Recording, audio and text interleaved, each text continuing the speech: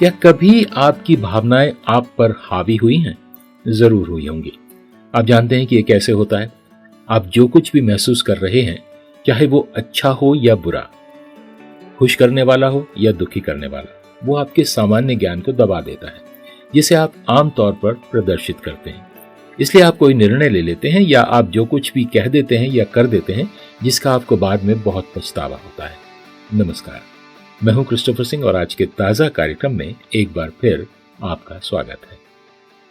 हम अपनी भावनाओं को कभी नजरअंदाज नहीं कर सकते। वे मनुष्य के रूप में हमारे व्यक्तित्व का एक बड़ा हिस्सा है, क्योंकि लोग ईश्वर की छवि में बने हैं। कल्पना करें कि यदि आप पूरी तरह से भावनाओं से रहित होते, मुक्त होते और जीवन में आगे बढ़ने के लिए केवल तर्क और कारण पर निर्भर होते, तो यह कितना अधूरा जीवन होता। जी हाँ, हमारी भावनाएं एक अच्छी चीज हैं, इसलिए आइए उन्हें कभी नकारे नहीं, लेकिन वे हमें कुछ परेशानी में डाल सकती हैं, है ना? और यहीं पर आत्मनियंत्रण की भूमिका आती है। इसलिए जैसे जैसे हम बड़े होते हैं, परिपक्वता में विकसित होते हैं, हमें अपनी भावनाओं और सहज प्रतिक्रियाओं को संतुलित करना सीखना होगा। तर्क के साथ, दयालुता के साथ, दूसरों के लिए विचार के साथ। कुछ लोग इस पाठ को अच्छी तरह से सीखते हैं, यहां तक कि ये काफी आसान लगता है। मेरे जैसे अन्य लोगों के लिए ये जीवन भर की खोज है। भावनात्मक बुद्धिमत्ता के स्पेक्ट्रम पर आप जहां भी हो, ये सुनिए।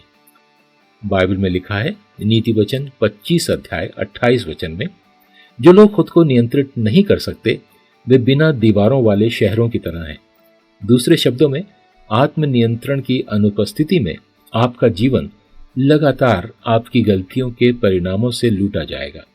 इसलिए जैसा कि किसी ने एक बार कहा था, जब आप गुस्से में हो तो कभी जवाब ना दें, जब आप बहुत खुश हो तो कभी कोई वादा ना करें, और जब आप दुखी हो तो कभी कोई महत्वपूर्ण निर्णय ना लें। क्योंकि जो लोग खुद को नियंत्रित नहीं कर सकते, वे बिना दीवारों वाले शहरों की तरह हैं। ये परमेश्वर का ताजा वचन है आज आपके लिए।